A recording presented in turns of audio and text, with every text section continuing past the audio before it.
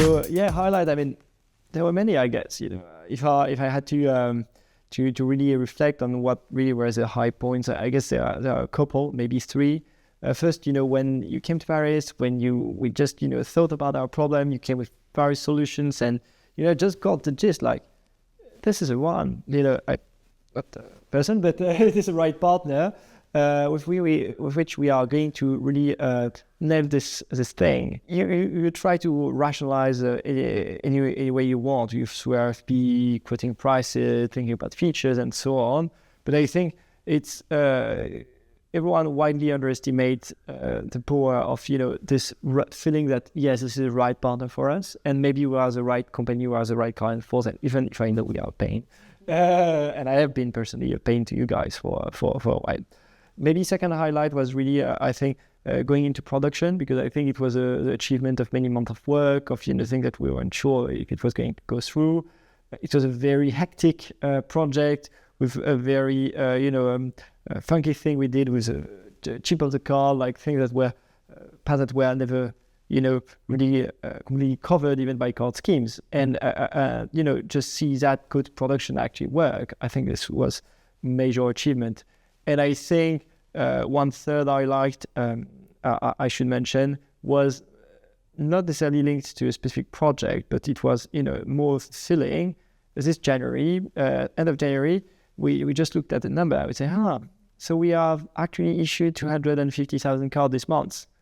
Well, not too bad. They can handle the load. It's really one of the top numbers that you can ask for, and equally having the Brazil project we're going to talk later while on the way. So really, this actually ultimate proof point of robustness and the fact that we can trust you guys to handle massive volumes.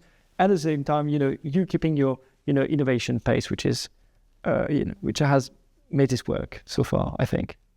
And for me, I think I have an even earlier one with Swile, because you were our second really big promising prospect on the mainland of Europe.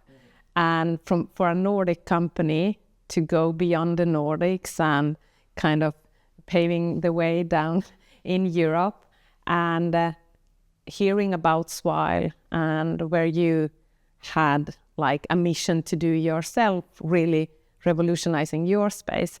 I remember who had the case at that moment, and I remember when we realized that this could really be a way for us to prove ourselves for the industry, that we like to say yes to challenges brought to the table.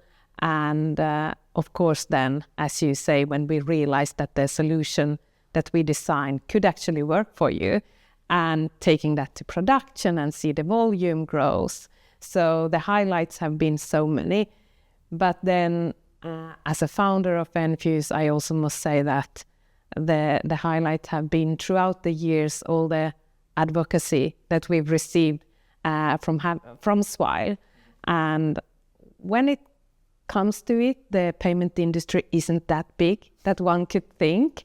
The decision makers aren't that many, and especially in mainland Europe. So I know that you have been advocating for us, and that's the biggest thing you can receive as a founder, having a customer that but I mean, happy. If your product is nailing it, I mean, people ask me, I tell them, and I know that we had indeed a few cases like that. Yes. There's been challenges. So let's not try to fool anyone. There will always be challenges in everything that you try to do. And especially when you try to bring something new to the market, you are trying to learn how to navigate a new partnership. But for me, it all comes down to communication and to the people at both sides of the partnership. So I'm so grateful for all the people within Enfuce that I know have stepped in and helped you over and over again, and have built the trust together with you, and who have kept the communication open and honest, also through difficulties. Indeed, communication through this channel, and like the developer at Enfuce and the developer at Swile, it's not only about, key people meeting and so on. It's really like from the bottom up to the organization. And also what I think, I really agree on the communication bit, because even when company gets a bit more structured as they grow, more people are coming in the decision loop, especially as the size of the contract is like, wow.